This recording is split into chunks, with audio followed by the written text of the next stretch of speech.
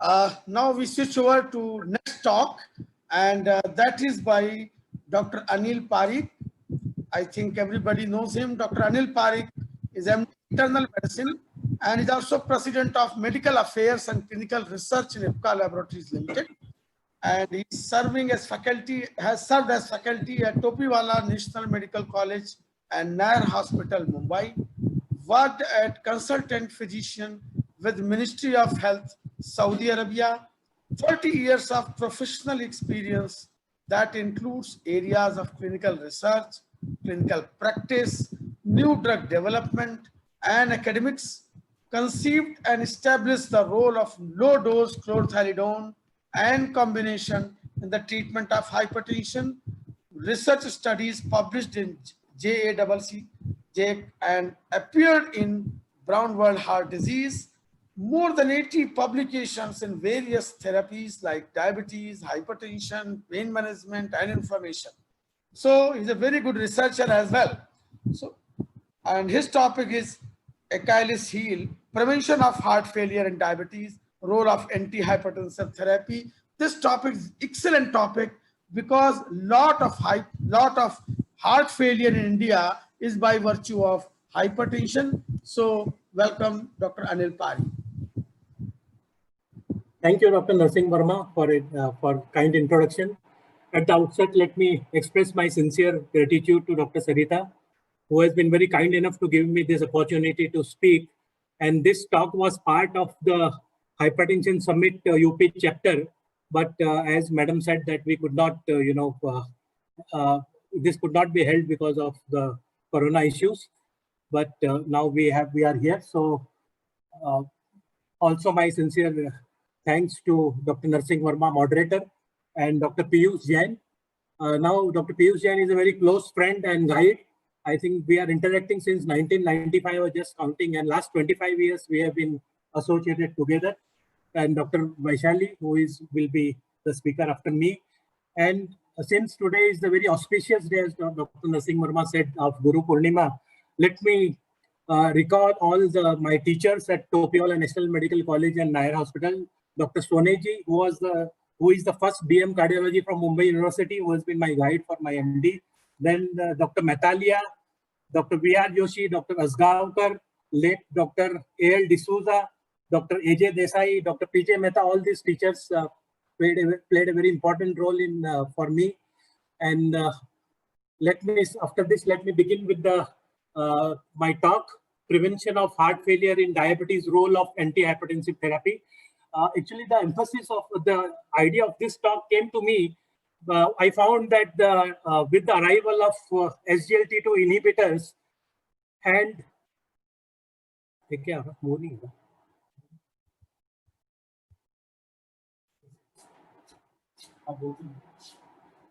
the arrival of the SGLT2 inhibitors, now the diabetes guidelines, they talk about if you have management of diabetes, they talk of if the patient is at high risk of heart failure, then you should use SGLT inhibitor. High CV risk, use GLP-1 agonist. But hypertension, which is fundamentally more causally related to the causation of congestive heart failure, there is no such there is no such guideline in the there is no such guidance in the hypertension guidelines that if the patient is at high risk of heart failure, then which antihypertensive therapy to be used. So I was intrigued by this, and that's how this talk came about. I would like to start with an MCQ. A 44-year-old male patient, smoker, obese, known case of type 2 diabetes for 7 years, controlled on metformin and glimepiride, complaining of easy fatigability and mild dyspnea on exertion for 6 months. His blood pressure is 156/98. And his ECG shows left ventricular hypertrophy, which is confirmed on echocardiography with ejection fraction 50%, so normal. And the E by E prime ratio of 12, which indicates a diastolic dysfunction and higher LV filling pressure.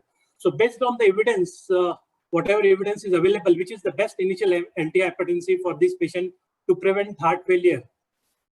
So these are the choices. I think at the end of the talk, the answers hopefully should be obvious. This is, as we see now currently, the heart failure has become in the limelight for both diabetes as well as cardiovascular management of the diseases is how it has become because of the arrival of SGLT2 inhibitors as well as arrival of the drug class Ernie, sacubitril valsartan, which is widely used now. But the latest trial, which was published, Paragon HF, where for treatment of preserved ejection fraction heart failure, the Ernie was not statistically was not significant. So this still remains a challenge of treating a patient of HFpEF, as we call. So let's go in brief to various studies which have just come out. I think this is EMPA-REG study. Everybody is very familiar with this study. This was part of the US FDA, where the diabetes therapy should not cause any CV harm. But this is was very, very special because here it was shown that the mortality got reduced. There is a CV outcome was reduced, and it is showing 0.86. That means 14% benefit. So benefit coming out of a diabetes therapy first time happening, and if we see all the outcomes, CV outcomes, you can see MI, there is no benefit statistically. There is no benefit in terms of stroke, but the benefit is coming out of reduction in hospitalization for heart failure. So that was a very, very important. The CV death and hospitalization for heart failure. So heart failure is contributing to this major benefit. Now coming to the CANVAS program, again, a similar reduction in CV outcomes, but again, that the 3-point mess is because of the reduction in hospitalization of heart failure in the CANVAS program. Then DECLARE TIMI, again, we can see that hospitalization of heart failure is what is giving rise to benefit in this to this agent. Now, going to the various epidemiological studies, starting with the Framingham heart study, we can see that as compared to a non-diabetic person, a diabetic person is at higher risk of 2 to 4 times higher risk of heart failure.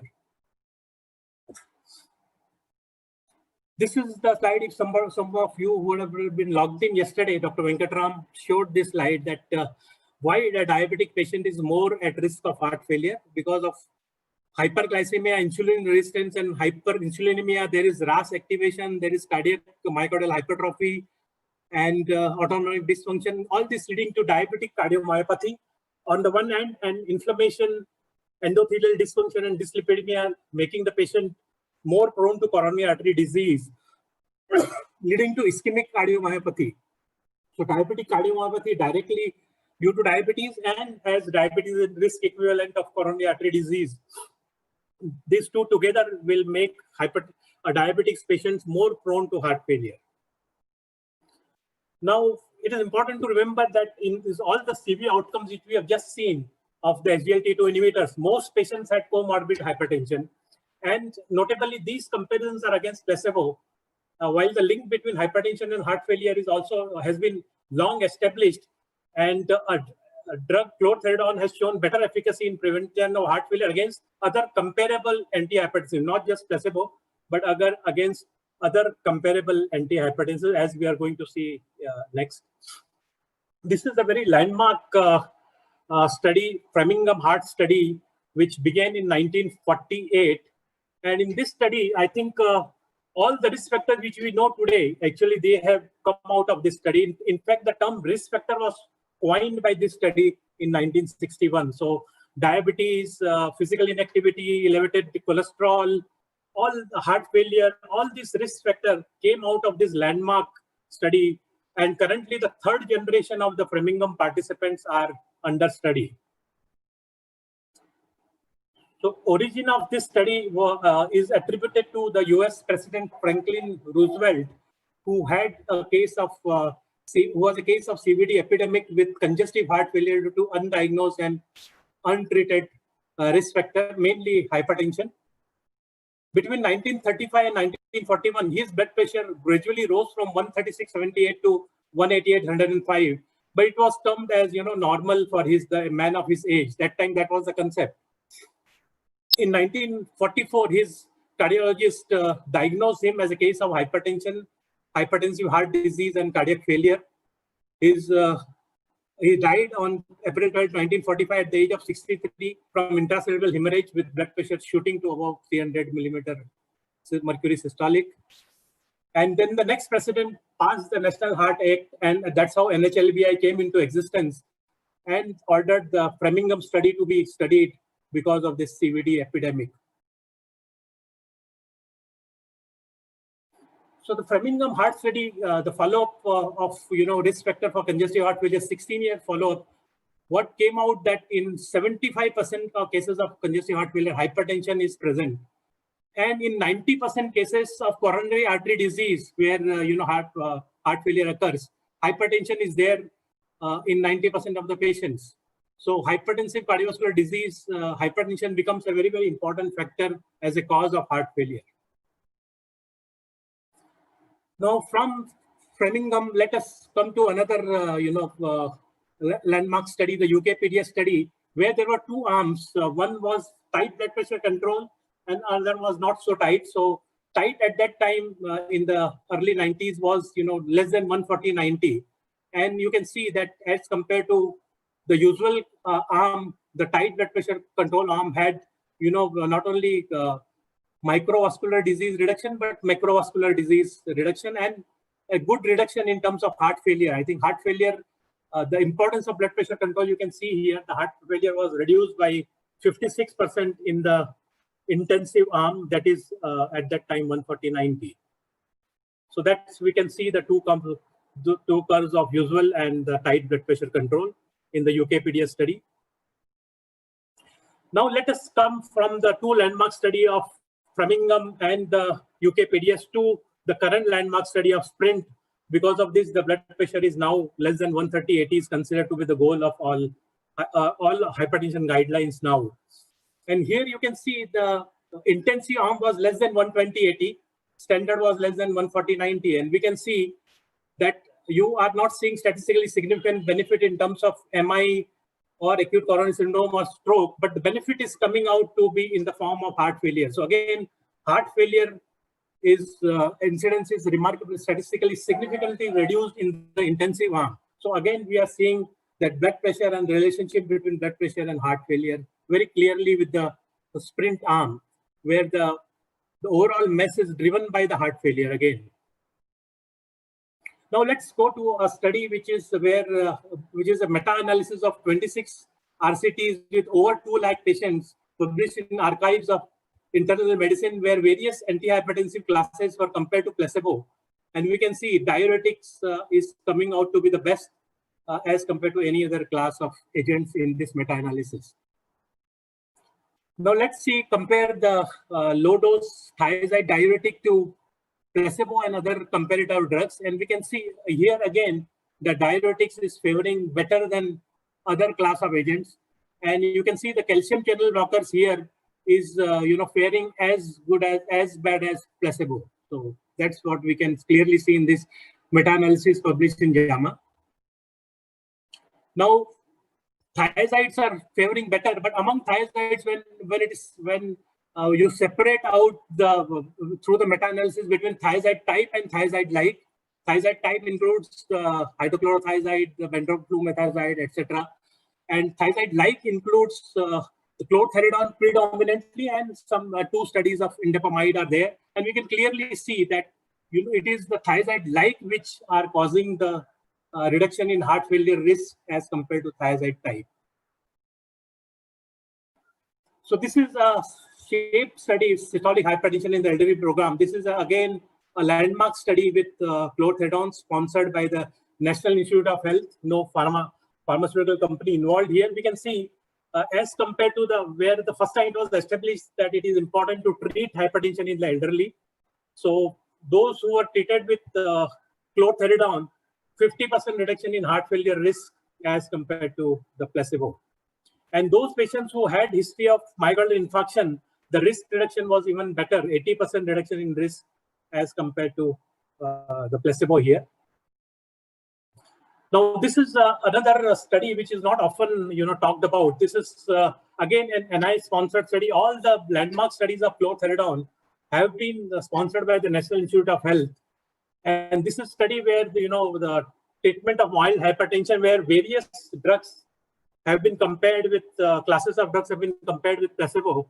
And the primary endpoint was reduction in the left ventricular hypertrophy. That was the primary endpoint of controlling blood pressure here. And we can see chlorthalidone is the only drug which was found to be better than placebo. And surprisingly to all, chlorthalidone was not only better to other classes, including CCB, but also found to be better than the ACE inhibitor enalapril in reducing LV hypertrophy. And this may come as a surprise to many people.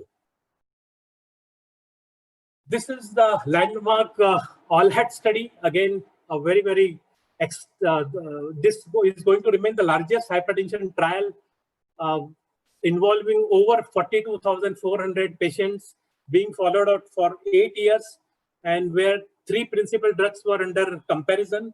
The thiazide-like diuretic chlorthalidone compared to the ACE inhibitor lisinopril and the calcium channel blocker amlodipine. Primary endpoint of fatal and non-fatal MI was equal in all 3 classes of the drugs. So coronary-wise, they were all similar.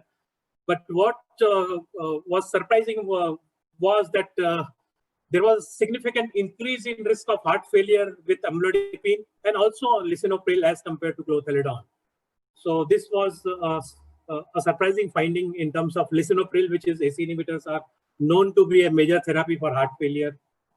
So that's the importance of this trial. So based on this trial, which was published in December 2002, and then the ALLHAT study, then the Joint National Committee Hypertension Guidelines came out in 2003. After that, we started working on chlorthalidone and came out with a new dose of 6.25 milligram. Here we can see that when you see the heart failure you analyze, in all patients less than 65, more than 65, male, female, you can see clearly that diabetics, non-diabetics, you can see that chlorthalidone is better than amlodipine as well as lisinopril. So 38% higher risk with amlodipine, but diabetics 42% higher risk with amlodipine, and non-diabetics 33%. And risk reduction is more in diabetics because the risk is higher in diabetics as compared to non-diabetics.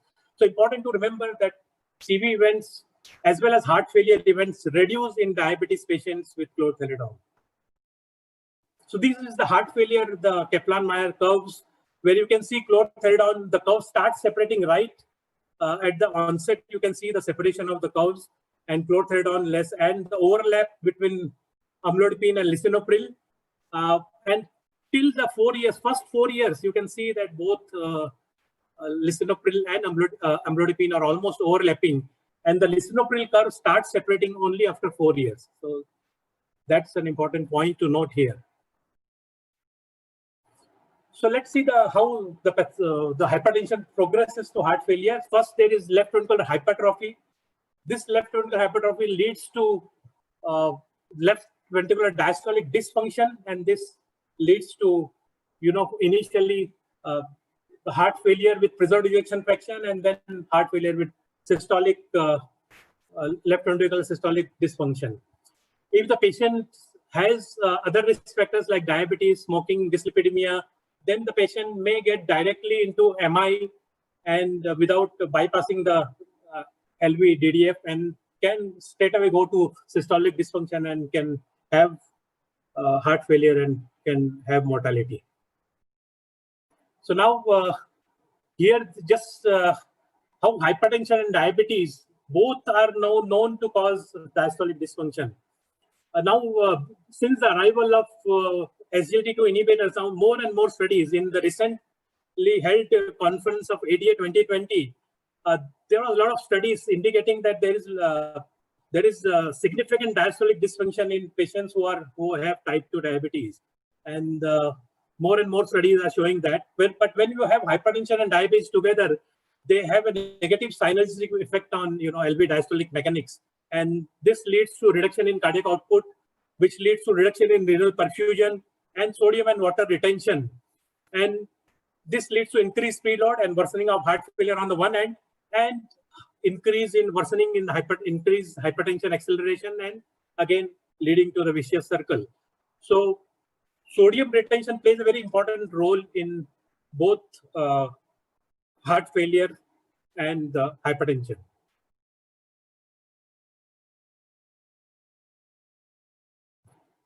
Now, this is again showing in the ALLHEAD study. You can see that heart failure risk is reduced in both diabetes and non-diabetes, as we have seen before. The clothianidone treatment in subjects who had diabetes was strongly associated with 32% lower long-term CV mortality and 20% lower total mortality. That was very, very important to. So patients who had diabetes, while there may be some, 3 to 4 mg% rise in blood sugar fasting, but in terms of mortality, you get tremendous benefits. So one thing is very important to remember that thiazide-like diuretic, they reduce severe risk, and you need to reduce the severe risk in type 2 diabetes patients. And in the JNC7, type 2 diabetes was a compelling indication for thiazide-like diuretic. So this is a ESCOT study where the approach was to compare calcium channel blocker AC inhibitor combination amlodipine perindopril as compared to atenolol and thiazide type diuretic bentropion thiazide. And what you notice is that while LVH regression was there in both the arms, and more so in the the CCB plus AC inhibitor arm, but what you can notice here is there is no reduction in improvement in diastolic function as measured by the echocardiography. So that's a very important point to be noted in this ESCOT study. And while we can see in the ESCOT study, the outcome, you can see that there is a benefit in terms of coronary events as well as stroke. But in terms of congestive heart failure, there was no benefit. Statistically significant benefit did not come with a combination of perindopril and amlodipine. So that's an important point to note. Similarly, in the ACCOMPLISH study, what we can see is this was again AC inhibitor benazepril with amlodipine versus benazepril with hydrochlorothiazide, which is a short-acting diuretic, so you don't see 24 hours blood pressure reduction, which was as we can see ambulatory blood pressure, which Dr. Piyush Jain so alluded to so nicely. So we can see here that while there was reduction in CV events and stroke, hospitalization for heart failure, there was no statistically significant benefit. So that's very important point, often not spoken to, that both ACCOMPLISH and the ESCOT, the heart failure benefit did not come with a combination of CCB plus AC inhibitor. Now, there was a state-of-the-art article on, management of heart failure in the JEC heart failure by Professor Messerly and Bangalore. And they advocated, in the algorithm of treating hypertension, they advocated calcium channel blocker ahead of clothianidone or thiazide diuretic. And so we wrote against this, and this was published in JACC HF that in diabetic hypertensives with diastolic dysfunction, amlodipine CCB should not be preferred ahead of thiazide-like diuretic, and that was published. Now, there was an ALLHEAD sub-study published in Circulation where they compared the incidence of reduction in HFpEF with all three drugs. So clothianidone came better, 31% better than amlodipine, and for 26% as compared to lisinopril, and much more better than doxorubicin, which was already discontinued and alpha blocker is not suitable. So, and HFrEF again better than amlodipine, but lisinopril here in HFrEF came as good as clothianidone. But by HFpEF, clothianidone came better than both amlodipine and lisinopril. So now RAS inhibition, they have been found to be beneficial in HFrEF treatment and preventing HFrEF, as we see, but they have been disappointing in preventing and treating the heart failure with preserved ejection fraction. As we have seen, that lisinopril was inferior to CTD. And the other AC inhibitors like perindopril, the candesartan and irbesartan, again, they have not shown significant benefit in terms of reducing primary outcome in treatment of heart failure with preserved ejection fraction. So this is now, let's go to the guideline, European Society and ESC and EHS guideline for treatment of hypertension. So what the guideline mentioned about left ventricular hypertrophy is that when you treat hypertension, the heart failure incidence is calcium channel blockers are less effective in reducing heart failure. That has been acknowledged by the European Society of Cardiology guidelines, ESC/ESH guidelines. And what they talk about, LV hypertrophy is they talk about that LVH regression is AC inhibitor and calcium channel blockers are better than beta blockers and diuretics. But for diuretic, they don't give any reference. For beta blockers, they mention a reference that's to be noted. And when it comes to the ACC/AHA guideline, they cite the TOM-HS study, which we discussed just briefly. And there they show that, chlorthalidone has favored better than the AC inhibitors and CCB in reducing LVH. So the American guidelines acknowledge that chlorthalidone is better than AC inhibitor as well as CCB in reducing LVH. So now coming to end of my concluding, sodium retention is central to the development and progression of both hypertension and heart failure. And that's how diuretics like chlorthalidone are fundamentally suitable for treating both hypertension and heart failure. And landmark studies show that chlorthalidone is superior to other antihypertensive in preventing heart failure. And calcium channel blocker like amlodipine has been consistently shown to be less effective. Hypertension and diabetes exert a negative synergistic effect on diastolic function, and chlorthalidone is shown to be superior there. And CTD has more beneficial effects in preventing heart failure in diabetics. And I believe that early use of chlorthalidone will reduce the need for complex agents like ERNI and even SGLT2 inhibitors at later stages. So that's how I think. Thank you very much for your patient hearing.